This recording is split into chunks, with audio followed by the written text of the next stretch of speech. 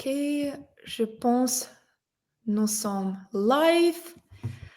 Alors, on va attendre peut-être 10 secondes pour avoir plus de viewers.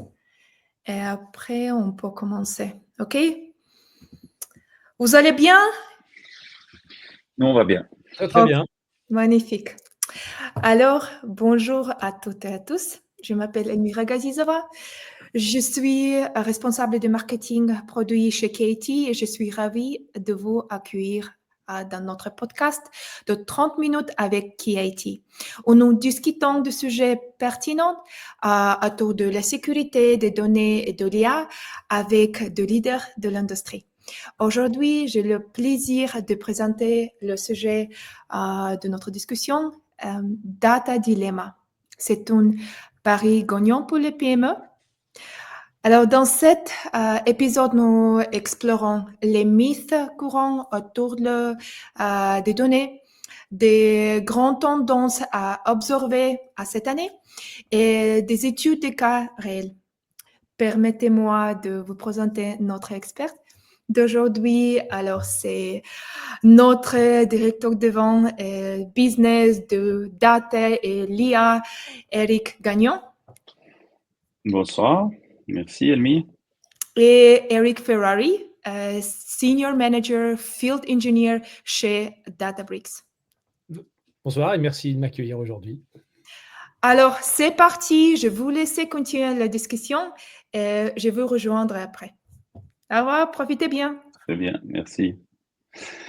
Bon, bonsoir Eric. Ça va être compliqué de parler les deux en tant qu'Eric, mais on va s'y faire, hein, c'est clair. Absolument. Très bien. Bon, elle a un petit peu introduit le sujet. Hein. C'est vraiment, on va reprendre un petit peu ces points-là. Est-ce que c'est un vrai dilemme d'utiliser les données de manière un peu importante ou complète dans une PME, pas seulement dans les grandes entreprises. Et puis, le premier point qu'on pourrait se dire, c'est, on attaque assez vite le sujet, mais est-ce que c'est vraiment trop cher pour les PME de s'attaquer à un projet data? Alors, écoute, je te laisse peut-être prendre la main et puis peut-être je complète un petit peu derrière. Toi, tu penses ta vision par rapport à ces coûts d'une plateforme de données. Alors, avec plaisir. Je vais faire quelques hypothèses avant de me lancer dans une longue tirade. Parce que travaillant chez Databricks, je fais de l'hypothèse que les clients, en tout cas les clients auxquels on s'adresse, sont des clients qui ont déjà franchi le pas du cloud. Donc cette question, peut-être qu'elle peut faire sujet d'un autre débat, mais je vais la mettre sur le côté.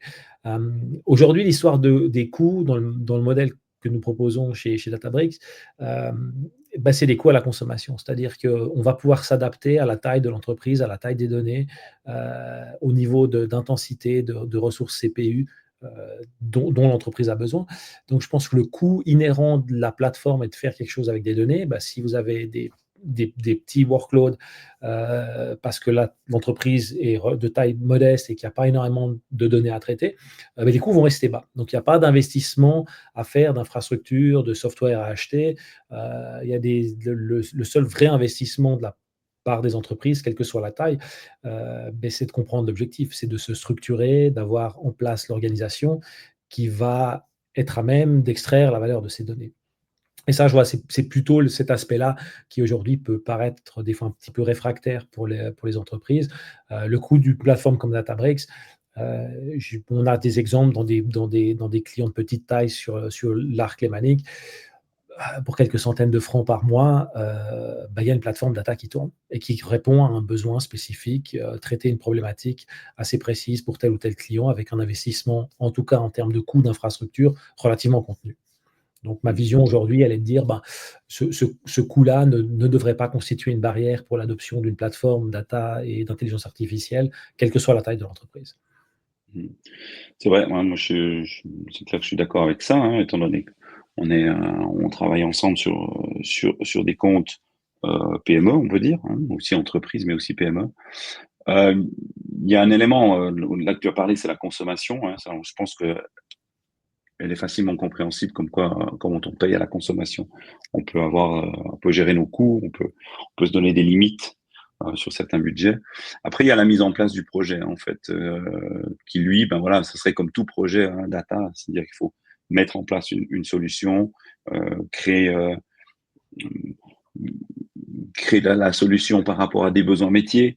Et puis, bien sûr, ça coûte un petit peu d'argent, mais dans n'importe quel type de solution.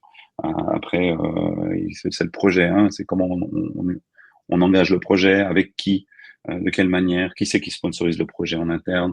Est-ce que ça commence par la finance, ce genre de choses. Alors, il y a des points que je dirais importants peut-être de mettre en avant sur cette partie prix. Ben, c'est finalement le bénéfice qu'il y a derrière, hein, derrière une plateforme data. Si on a, c'est clair qu'il y a un investissement à faire, donc c'est de voir un petit peu comment est-ce qu'on peut avoir un retour sur investissement sur une plateforme de données. Mais ça apporte tellement, on va dire, puis les points que je voulais mettre en avant sur ce que ça apporte à une PME, ben voilà, c'est des décisions qui peuvent être éclairées, beaucoup plus rapides, beaucoup plus efficaces. Et puis ce qu'on voit chez les PME, c'est qu'elles vont utiliser cette plateforme de données pour essayer de mieux connaître leurs clients. Donc, quand on connaît mieux nos clients, on arrive à mieux le satisfaire, à une meilleure réponse clientèle, et puis peut-être avoir plus de clients par rapport à ça. Et puis le dernier élément, c'est un élément concurrentiel, je pense, parce que aujourd'hui, si on n'a pas un petit peu l'objectif de se mettre dans la data et d'utiliser ces données pour mieux comprendre son marché, pour mieux comprendre son client, pour mieux comprendre sa production, et ainsi de suite, eh ben on risque de traîner la patte en fait au bout d'un moment et puis d'être moins compétitif. Donc, voilà un petit peu les éléments, je dirais liés au prix. Hein. Bien sûr, il y en a d'autres, hein, c'est clair. Tout à fait. Après, il y a les coûts inhérents, on va dire les coûts de la plateforme, il y a les coûts d'opération qui peuvent des fois aussi être perçus comme étant importants parce qu'il y a peut-être une complexité perçue à gérer qui aujourd'hui, avec les outils modernes, c'est plus trop le cas. Aujourd'hui, quand je regarde l'évolution qu'il y a sur des plateformes comme Databricks, on se rend compte que finalement, la complexité, il y a énormément de choses qui ont été automatisées, qui ont été intégrées dans la plateforme pour éviter d'avoir un spécialiste qui mette les mains sous le capot et qui aille tweaker tous les boutons pour que ça fonctionne. On le doit énormément grâce à l'intelligence artificielle de pouvoir optimiser ces coûts-là et finalement de s'affranchir d'un niveau de complexité qui permet de rendre cette technologie accessible même aux entreprises qui n'ont pas forcément une équipe technique avec énormément de capacité pour être complètement dédiée à cette plateforme data. Donc, du côté de la gestion du surcoût par rapport généralement à l'équipe IT qui va devoir gérer la plateforme, on est dans des choses qui sont tout à fait raisonnables, qui, de mon point de vue, par rapport à la valeur que ça apporte, comme tu l'as mentionné, sur les différents aspects d'engagement de clients, d'innovation, d'optimisation des opérations, est indiscutable au niveau du retour sur investissement. En fait, c'était un peu le deuxième point aussi que je voulais aborder. Hein. C'est ça, c'était est-ce que c'est vraiment complexe de mettre ça en place, hein? Est-ce que c'est complexe de mettre ça en place puis de gérer une plateforme de données aujourd'hui pour une PME? Bah, tu as bien rendu. Je pense qu'avec tous les outils qu'on a, essentiellement cloud, hein, il faut le dire, parce que c'est du software as a service, c'est-à-dire qu'il n'y a rien besoin d'installer, il n'y a pas d'infrastructure à installer ou à gérer. Enfin, très peu s'il y en a. Mais ensuite ça tourne. Il n'y a pas besoin de se dire il faut d'abord que je forme une équipe ou bien que j'engage une équipe pour pouvoir s'occuper de mes données. On va passer à la suite de notre discussion sur quelques exemples concrets qu'on a réalisés en Suisse romande, mais là aussi c'était des équipes limitées parce que c'est des gens qui ont des budgets limités pour ce genre de choses et puis peut-être pour traiter l'innovation.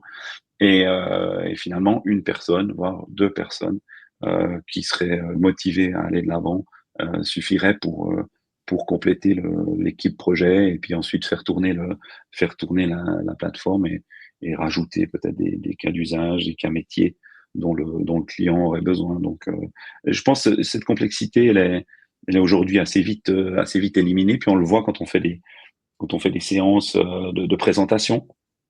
Quand on fait même des démonstrations, finalement, l'interface, elle est simple, c'est clean, on peut voir ce qu'on fait, on voit nos données, on voit nos sources de données, on voit un peu comment c'est traité, on voit facilement le résultat.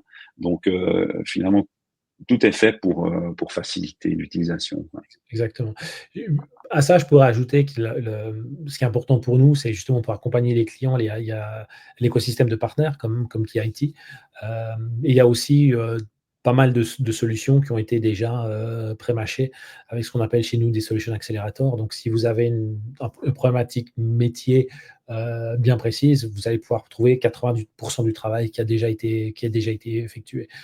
Ce que je peux constater en ayant la chance de parler à beaucoup de clients, c'est que finalement, les challenges ou les problèmes ou les cas d'usage ou les cas métiers sont à peu près toujours les mêmes. Pour moi, ils tombent dans c'est plus ou moins ces 4 catégories. Tu l'as évoqué tout à l'heure. La partie engagement avec le client de l'entreprise, la partie innovation, développement produit, la partie que j'appellerais workforce, finalement, utiliser la data et l'intelligence artificielle pour n'importe quelle fonction dans l'entreprise, de la finance aux ressources humaines, que ça soit dans les outils collaboratifs, afin d'améliorer on va dire, le confort des employés, ou d'améliorer peut-être aussi la possibilité, on va dire la productivité, la possibilité de faire appel à des outils d'intelligence artificielle pour résumer des meetings, pour résumer des conversations, pour aider à trouver de l'information de manière plus rapide. Et finalement, dans la grande catégorie d'optimisation des opérations, que ce soit la gestion des fournisseurs, la gestion interne, là, d'avoir des actions ou des décisions qui sont prises basées sur de la data, c'est quand même un avantage assez fondamental. Et pouvoir avoir la possibilité de construire une véritable plateforme données d'entreprise permet aussi d'affranchir les silos. Parce qu'il y a probablement des données transverses qui vont être utilisées sur tous ces cas d'usage. Et aujourd'hui, moi, j'encouragerais les gens qui veulent se lancer à considérer une plateforme d'entreprise plutôt qu'une solution propre ou spécifique à chaque problème, parce qu'à ce moment-là, on crée des silos, on recopie les données à droite à gauche, on arrive tout de suite dans cet état où la gestion de la tuyauterie, si je peux me permettre, commence à être extrêmement chronophage par rapport à la valeur qu'on peut extraire des données. Donc, j'encourage vraiment les gens à considérer aujourd'hui, avec des produits comme Databricks, une plateforme data et intelligence artificielle globale pour l'entreprise. Oui, tout à fait. Tu l'évoques, hein, un des points que j'aime bien aussi mettre en avant, c'est même sur les PME, parce que on croit que c'est pas facile de se dire le retour sur investissement, est-ce qu'on arrive à le gérer, à se donner une projection sur un retour d'investissement peut-être d'une année, peut-être de 2 ans. Et puis en fait, quand j'ai ce genre de questions, je leur dis mais il faut voir qu'est-ce que vous voulez faire, quels sont vos challenges. Essayez de trouver 1 ou 2 challenges importants que vous avez aujourd'hui. Vous nous expliquez un petit peu comment vous le traitez, pourquoi ça coince, pourquoi ça va pas vite. Et puis rapidement, en ayant compris et puis élaboré un tout petit peu un processus pour ce challenge-là, on peut créer quelque chose sur une plateforme donnée et puis rapidement pouvoir démontrer le retour sur investissement. Et il y a aussi l'approche, et puis je pense que c'est l'approche qu'il faut avoir, que ça soit une grande entreprise, ils le font déjà les grands parce que c'est souvent drivé par les métiers, mais même dans une PME où il y a peut-être un besoin d'innovation, il y a peut-être un besoin il y a un directeur IT qui a une volonté d'innover sans arrêt et puis de pousser en avant pour avoir les dernières choses afin de faire avancer son business. Même s'il se dit maintenant, c'est le moment que j'ai une plateforme IA, que j'ai une plateforme data pour pouvoir utiliser tout ça, moi, je vais lui dire, OK, c'est une très bonne idée, mais d'abord, il faut que tu aies des cas d'usage métier pour justement pouvoir gérer un retour sur investissement dans un moyen court terme. Et ça, je pense que c'est très, très important que la PME comprenne que il faut pas démarrer si on n'a pas vraiment ces cas d'usage ou ces grosses épines dans le pied à résoudre avec la donnée, en fait. Mais finalement, ils ont tous des grosses épines dans le pied. Je ne connais pas beaucoup des PME qui surfent sur la vague depuis des années. Donc, simplement, c'est de pouvoir convertir ces problématiques en petits processus qu'on va intégrer, qu'on va préparer et où rapidement ils vont pouvoir bénéficier de cette plateforme, de l'utilisation de ces données. Oui, pour ajouter à ça, alors, beaucoup d'études, les grands cabinets de conseil et d'audit prêchent souvent pour leur paroisse, évidemment, mais beaucoup de rapports tentent à démontrer on va dire, un business équivalent, une entreprise qui est data-driven en bon français, on va dire, un revenu entre 15 et 25% supérieur aux concurrents qui utiliseraient moins les données. Mais là où je te rejoins, c'est que souvent, l'idée, c'est d'aller chercher un quick win, d'aller chercher le cas d'usage à résoudre immédiatement pour montrer finalement, éduquer et se familiariser avec peut-être un changement de paradigme au niveau de l'entreprise pour dire on veut devenir une entreprise qui prend des décisions à l'aide de la donnée, on veut avoir ces décisions factuelles, on veut avoir ces décisions plus rapides, et donc aller chercher aujourd'hui un cas d'usage qui peut être tout simple, de dire j'aimerais faire des prévisions de demande de manière beaucoup plus précise, pouvoir se dire tiens, quelles sont les données dont j'ai besoin, comment est-ce que je peux augmenter les capacités peut-être de mon équipe de magasiniers qui fait ça très bien depuis 25 ans, de leur fournir des outils nécessaires pour faire encore mieux leur travail et pouvoir se démarquer un petit peu de la concurrence, parce que si vous optimisez peut-être vos prévisions sur la chaîne d'approvisionnement, vos prévisions de vente, vous arrivez à avoir une gestion opérationnelle plus serrée et donc avoir des retours sur investissement assez immédiats par rapport à ça. Donc effectivement, travailler à l'identification d'un use case précis qui résout un problème précis avant d'attaquer la vision d'ensemble de l'entreprise peut être un très très bon point d'entrée pour les gens qui hésitent encore à se lancer. Tout à fait, ouais. Ça facilite la suite de notre petit agenda qu'on s'est fixé entre nous là pour ces 30 minutes. C'est maintenant de vous parler un petit peu de cas d'usage concrets qu'on a réalisé en Suisse romande. Merci Elmi pour la présentation. Alors il y en a trois, dans 3 secteurs d'activité différents. Ici on parle d'une entreprise dans le secteur de la construction, donc c'est quand même une PME, vous voyez, d'une certaine grandeur. Ils utilisent SAP, ils utilisent un système chez SAP qui est très cher, ils ont peu de flexibilité, et puis l'idée en fait c'est de gagner en flexibilité puis de pouvoir intégrer d'autres sources de données afin de créer des tableaux de bord complets, transverses. Donc voilà, donc là on a mis en place Databricks dans leur cloud. Tout ça c'est toujours dans Azure en Suisse. On a la chance d'avoir Azure en Suisse depuis quelques années, et puis c'est vrai que depuis ce moment-là, il y a beaucoup de projets qui ont pu démarrer. Et donc voilà, après on a intégré des données SAP, SQL, et puis beaucoup d'Excel aussi. C'est ça qu'il faut comprendre, c'est que dans les PME, il y a beaucoup d'Excel qui sont utilisés, mais pour nous, c'est intéressant, c'est une source de données comme une autre, comme un autre système. Pourquoi pas utiliser des Excel qui sont utilisés peut-être dans certains secteurs comme source pour pouvoir alimenter la plateforme et ensuite les tableaux de bord finaux. Donc voilà, alors après, il y a une migration qui a été faite sur Power BI. Et puis, bien sûr, optimisation de la gestion.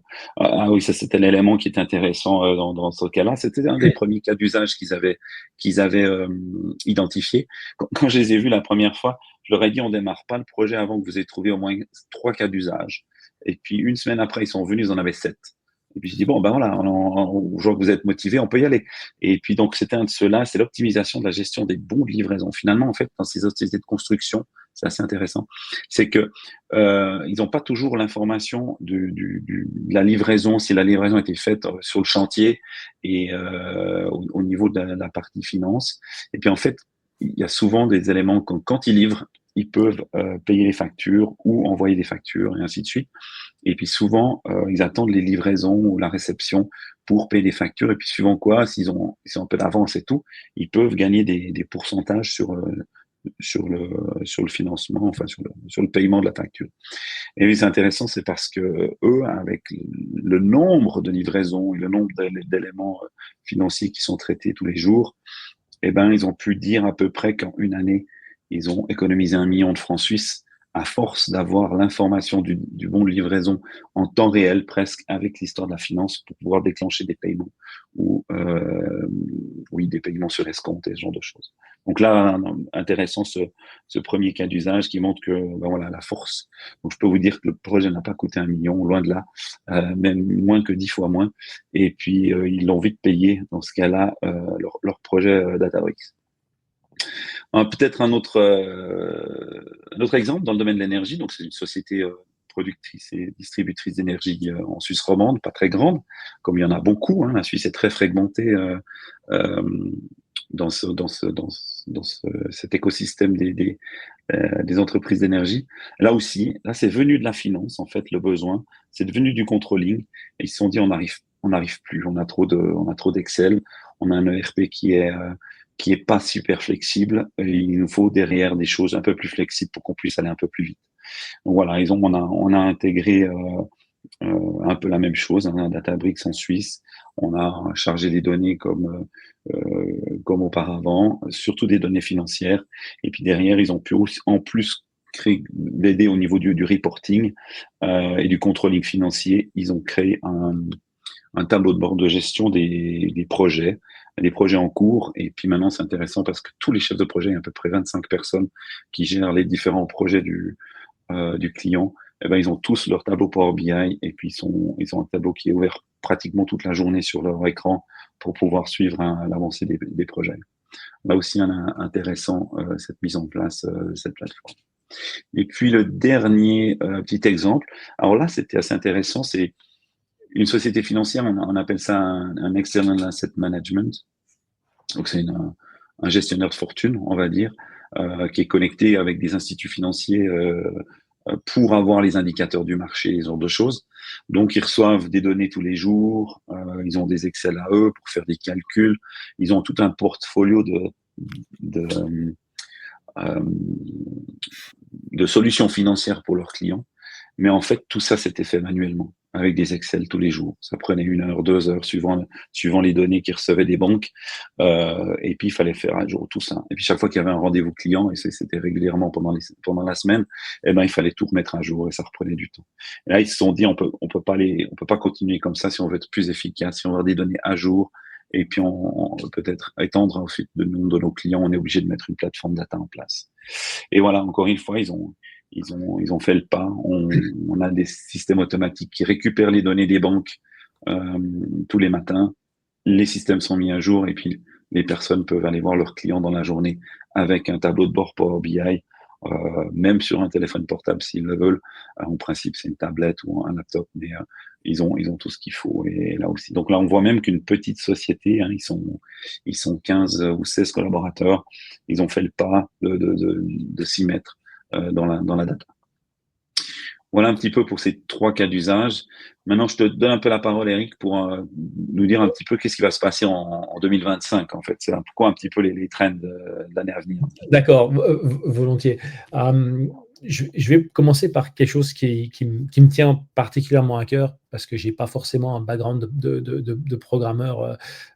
Je pêche un peu en SQL. Mais aujourd'hui, il y a une grosse tendance, c'est de continuer, en tout cas chez nous, de pousser à démocratiser l'utilisation de la donnée.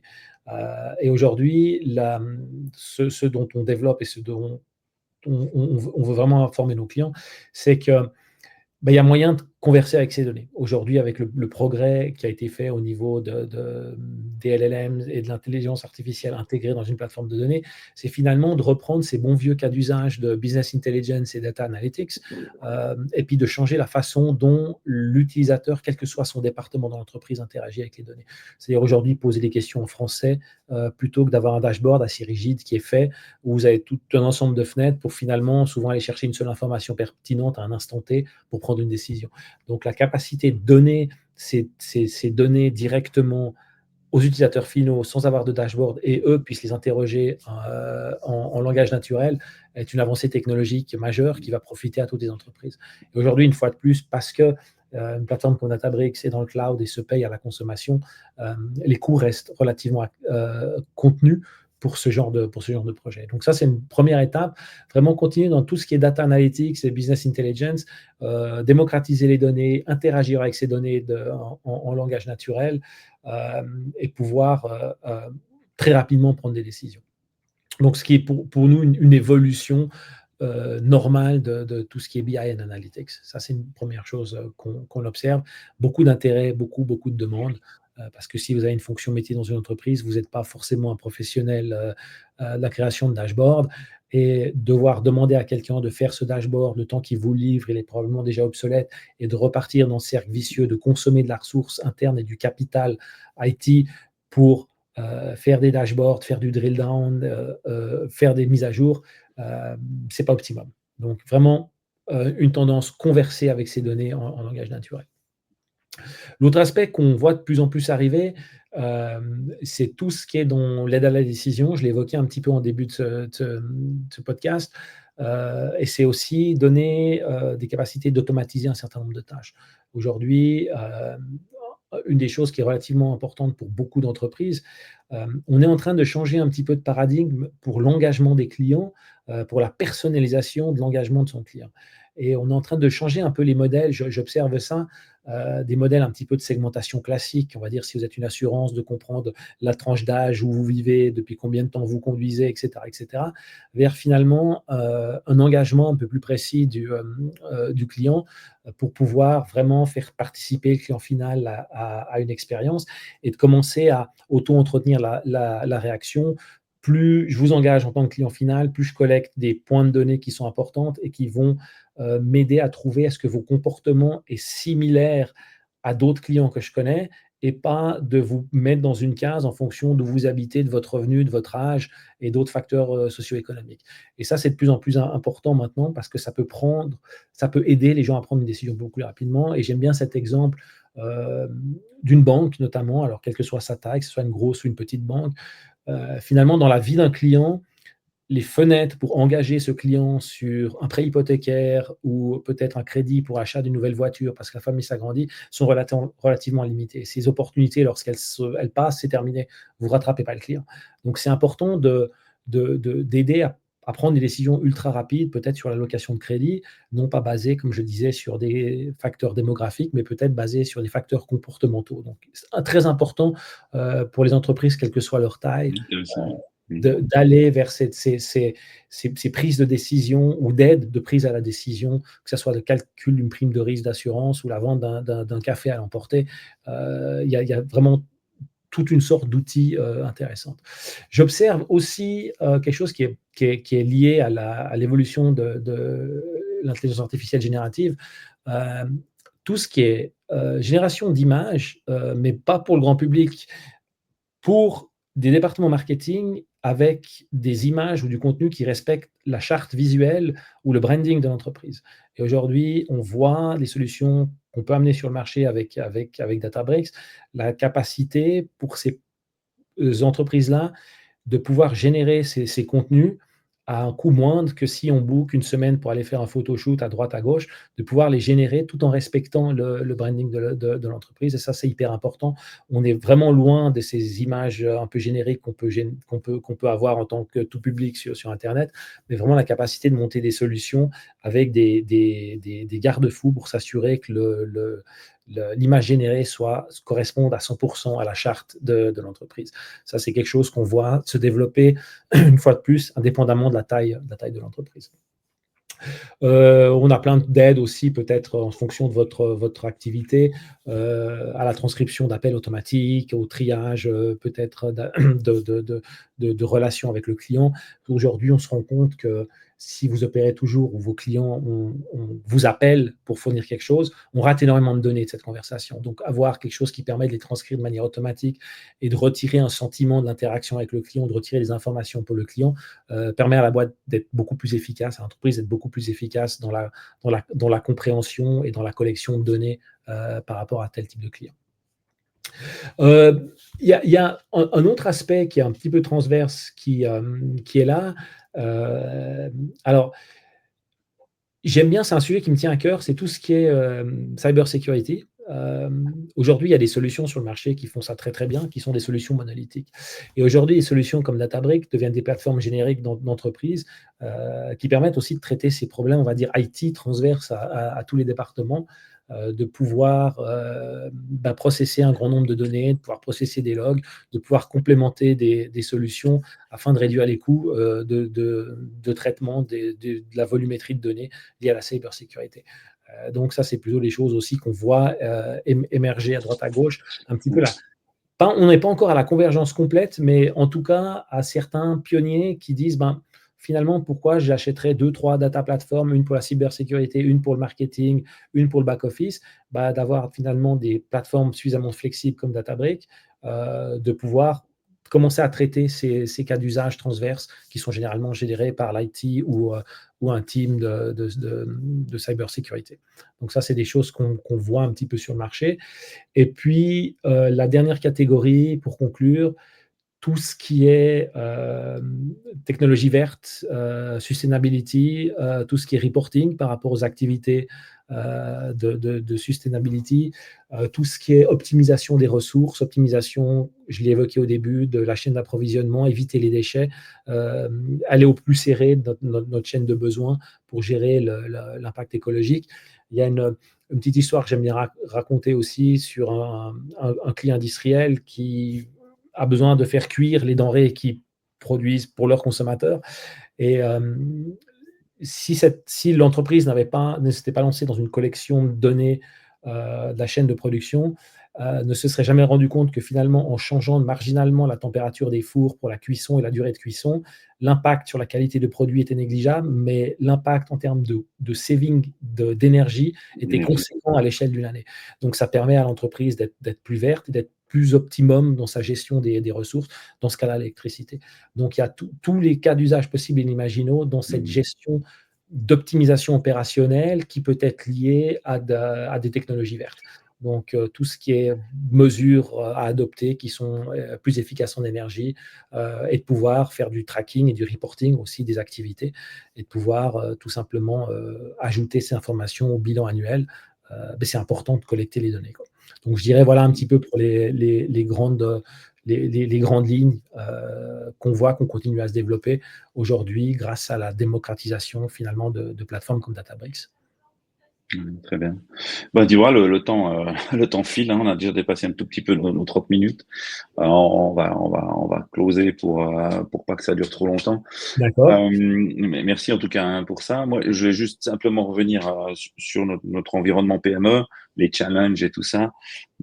Nous, quand on aborde un client qui est intéressé, voilà, on lui dit, mais le mieux, c'est de voir un petit peu où vous en êtes par rapport à vos données. Comment c'est chez vous? Comment vous percevez les données? Qu'est-ce que vous en faites aujourd'hui? Et puis après, comme je le disais, hein, c'est de trouver des cas d'usage, hein, qui sont importants, qui pourraient donner de la valeur assez vite. Et puis, il faut en discuter. Il faut voir si il y a un trend qui peut être pris en entreprise, se dire est-ce que qu'on y va? Parce que si ça peut pas être le cheval de bataille du CEO uniquement, il faut qu'il puisse prendre du monde là-dedans. Donc, il faut une équipe, il faut des gens motivés pour porter le projet de data, de quelque grandeur qu'il soit, hein, de toute façon. Et puis derrière, voilà, une fois qu'on a un peu tous ces éléments-là, là, on peut se lancer. Là, on peut démarrer une plateforme, la mise en place d'une plateforme de données. Voilà un petit peu les 4 éléments qu'il faut peut-être retenir à travers ce podcast. Et puis pour terminer, pour les gens qui sont intéressés à en savoir un peu plus et puis à peut-être évaluer un petit peu ce qu'on appelle nous la maturité des données, on offre à travers après ce podcast la possibilité de faire un audit gratuit. Donc pour les gens qui seraient intéressés, ils peuvent simplement scanner ce QR code et puis ils vont se retrouver sur un formulaire. On va les contacter, notre équipe data va les contacter. On va faire un petit audit, on va leur donner un petit peu leur position par rapport aux données, de voir un petit peu s'il y a des éléments intéressants à creuser, à développer là-dessus. Donc voilà un petit peu pour ce podcast. Je ne sais pas si Elmira va nous rejoindre pour la finalité ou bien si on close voilà. ici. Voilà. Je suis ici. C'était un grand plaisir de vous écouter. J'ai appris beaucoup. Et Eric Ferrari, j'attends personnellement l'utile pour marketing. C'est l'outil marketing, voilà. Ouais. Exactement. Parfait. Alors, merci beaucoup. Oui, Elmi, je te laisse terminer peut-être. Oui, j'aimerais seulement dire qu'il n'y a pas de questions, mais s'il y a des questions de